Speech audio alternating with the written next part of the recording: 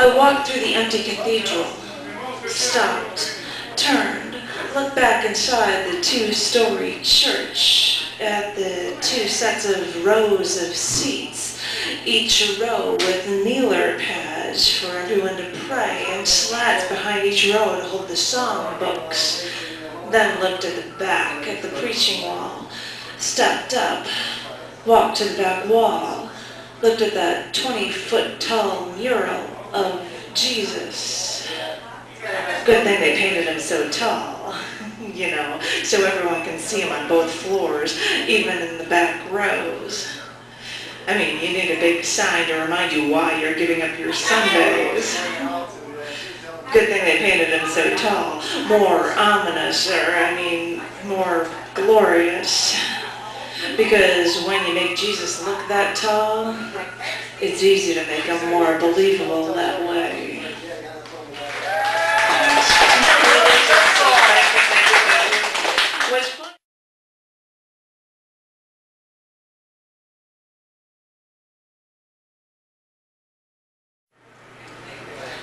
Thank you, women who work, because you take on the responsibilities of men while still having to be mothers, wives, good little daughters, and feminine creatures. Thank you, women who work, because you're the ones that we can blame when the family falls apart. Thank you, women who work, because you make a point to do more than your fair share, even though no man would do the same for you. Thank you, women who work, for you know you have to prove yourselves over and over and over again, and it still isn't enough. So keep up the good work, ladies. Thanks. That would be a drink.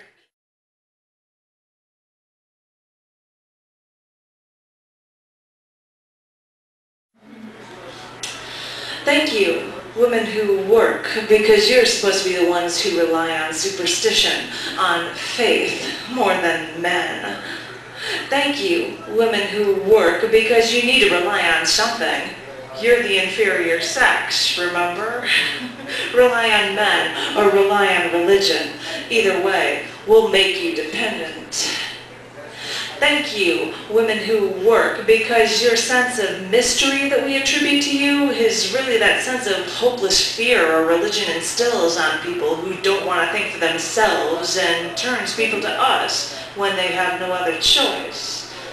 Thank you, women who work. With your influence, we can get rid of this reason thing altogether. Thanks.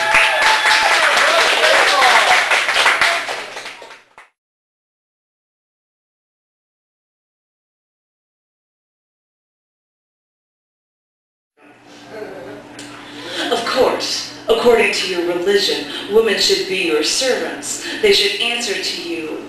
Women can't be priests or fulfill their dreams. Women have to rely on men to protect their rights. Of course, God was created in man's image, and according to you, woman came from man just so that she could churn out all of his kids, and that's probably why you banned birth control, too.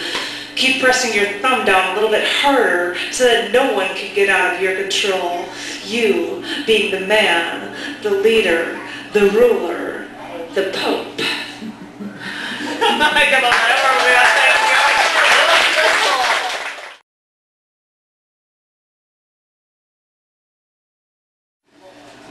places. I met a man once who told me that he prayed to God every night. Now, I know better. I know he was no Christian. Maybe born one, maybe baptized, but I knew he had notches on his bedpost. So I asked him if he could justify being a Christian and having sex before marriage. And he said, it doesn't say in the Bible that you can't have sex before marriage. And so I checked, and the closest thing I could find was, "Thou shalt keep thy marriage bed pure." And I wondered, who misconstrued the words first? I'm making us laugh for that one. Thank you very much.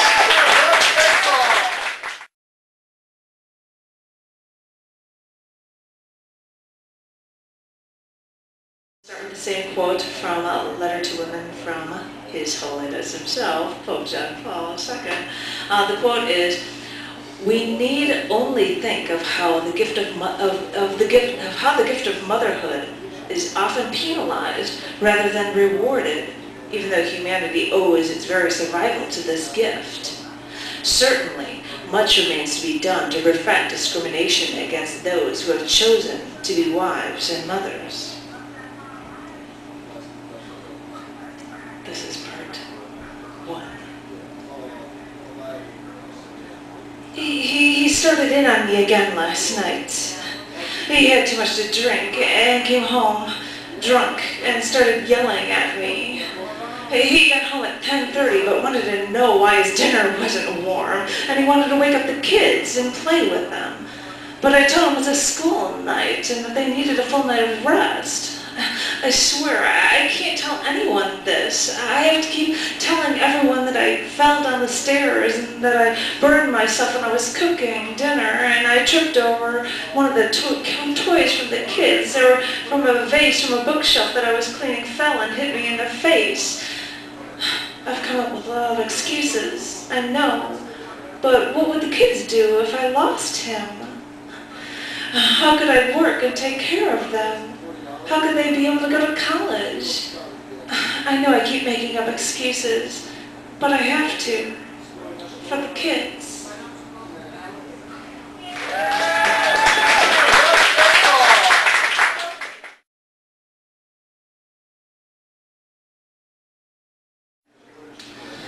So I was sitting on a meeting with the other managers, and we were talking about presenting our project at the upcoming trade show, when our boss said, "Oh, none of us will have to go. I'll just hire some dumb," and then he looked over at me with my long blonde hair, "some model to demonstrate it instead." And this is the same guy who has a photo in his office of a woman in a negligee grabbing her crotch. I mean, it's not even a tasteful photo. I wonder what it would think if he came into my office and there was a Playgirl magazine sitting on my desk. One of my supervisors even kept asking me to go out and get lunches for everyone or to fax stuff for them. I finally had to tell him that I said, "Wait, why don't you ask John? He's been here less than me. You could ask him to do it." But he never did. I look around and I think, I'm the only woman here. Why is that?